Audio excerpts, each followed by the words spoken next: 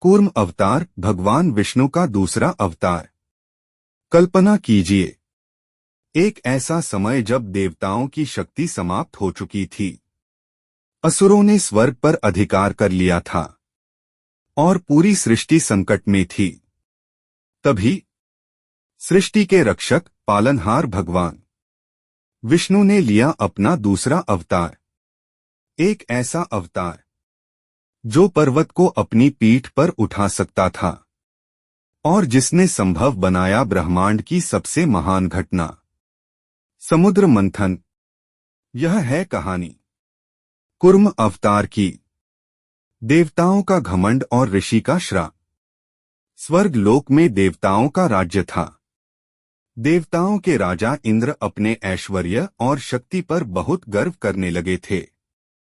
एक दिन महान ऋषि दुर्वासा स्वर्ग में आए। उनके हाथ में एक दिव्य पुष्पमाला थी। उन्होंने वह माला इंद्र को भेंट की, लेकिन इंद्र ने उस माला का सम्मान नहीं किया। उन्होंने उसे अपने हाथी ऐरावत के सिर पर रख दिया। ऐरावत ने वह माला जमीन पर गिरा दी। यह देखकर ऋषि दुर्वासा क्रोधित हो उठे। उन्होंने कहा, इंद्र, तुम्हारा अहंकार तुम्हें अंधा कर चुका है। आज से तुम्हारी और सभी देवताओं की शक्ति समाप्त हो जाएगी। देवताओं की हार।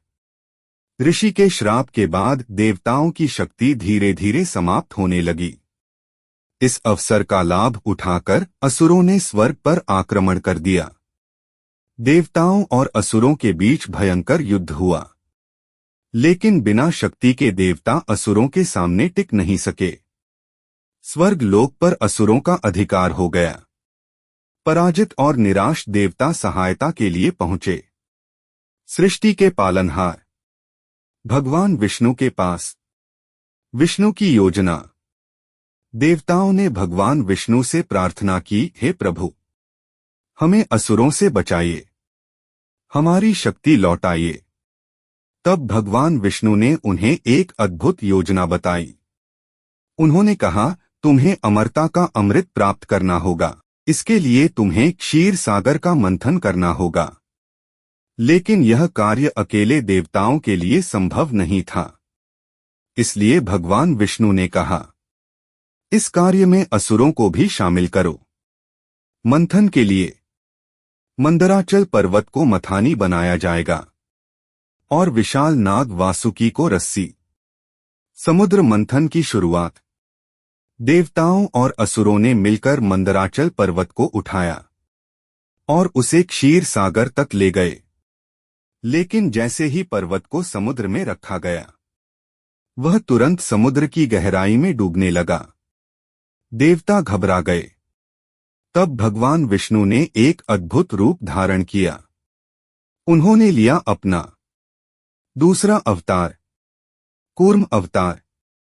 भगवान विष्णु एक विशाल कछुए के रूप में प्रकट हुए। उनका आकार इतना विशाल था कि पूरा मंदराचल पर्वत उनकी पीठ पर टिक सकता था। भगवान कूर्म समुद्र की गहराई में गए और उन्होंने अपनी पीठ पर मंदराचल पर्वत को सहारा दिया। अब समुद्र मंथन संभव हो गया। देवता और असुर दोनों ओर खड़े हो गए। उन्होंने वासुकी नाग को रस्सी की तरह पकड़ा और मंथन शुरू किया। एक ओर देवता खींचते और दूसरी ओर असुर। समुद्र में भयंकर हलचल होने लगी। लहरें आसमान तक उठने लगीं। पूरी सृष्टि इस महान घटना को देख रही थी। हलाहल विष। समुद्र मंथन के दौरान सबसे पहले निकला भयंकर विष, हलाहल। यह विष इतना खतरनाक था कि पूरे ब्रह्मांड को नष्ट कर सकता था। देवता और असुर दोनों भयभीत हो गए। तब सृष्टि की रक्षा के लिए भगवान शिवा प्रकट हुए। भगवान शिव ने वह विष अपने कंठ में धारण कर लिया। इसी कारण उनका कंठ नीला हो गया और वे कहलाए नीलकंठ। समुद्र से निकले दिव्य रत्न। समुद्र मंथन जारी रहा। धीरे धीरे समुद्र से कई दिव्य रत्न निकलने लगे। उनमें शामिल थे दिव्य गाय कामधेनु, स्वर्गीय अप्सराएं, दिव्य हाथी ऐरावत, चंद्रमा और दिव्य रत्न कौस्तुभ मणि फिर समुद्र से प्रकट हुई। धन और समृद्धि की देवी लक्ष्मी। लक्ष्मी का वरदान। देवी लक्ष्मी ने सभी देवताओं और असुरों को देखा। फिर उन्होंने भगवान विष्णु को अपना पति चुना और उनके गले में वरमाला डाल दी। सभी देवताओं ने इस दिव्य मिलन का उत्सव मनाया। अमृत का प्रकट होना। अंततः समुद्र मंथन से प्रकट हुआ।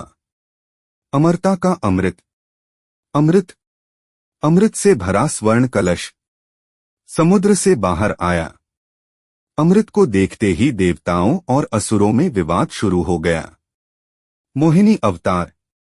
तब भगवान विष्णु ने एक और अद्भुत रूप धारण किया। उन्होंने रूप लिया अत्यंत सुंदर स्त्री का। मोहिनी। मोहिनी के सौंदर्य से असुर मोहित हो गए। उन्होंने अमृत का कलश मोहिनी को सौंप दिया। देवताओं को अमृत। मोहिनी ने अमृत बांटना शुरू किया, लेकिन उन्होंने चतुराई से सारा अमृत देवताओं को दे दिया। एक असुर राहु देवताओं के बीच बैठ गया और अमृत पीने की कोशिश करने लगा, लेकिन सूर्य और चंद्रमा ने उसे पहचान लिया। तब भगवान विष्णु ने सुदर्शन चक्र से उसका सिर काट दिया। राहु का सिर अमर हो गया और आज भी सूर्य और चंद्र ग्रहण का कारण माना जाता है। देवताओं की विजय। अमृत पीते ही देवताओं की शक्ति वापस आ गई। उन्होंने असुरों को युद्ध में पराजित किया और स्वर्ग लोक को पुनः प्राप्त कर लिया। समुद्र शांत हो गया और भगवान विष्णु का कूर्म अवतार धीरे धीरे समुद्र में विलीन हो गया। अंतिम संदेश। जब भी सृष्टि में असंतुलन होता है, जब भी अधर्म बढ़ता है, तब भगवान विष्णु किसी न किसी रूप में अवतार लेते हैं और धर्म की रक्षा करते हैं।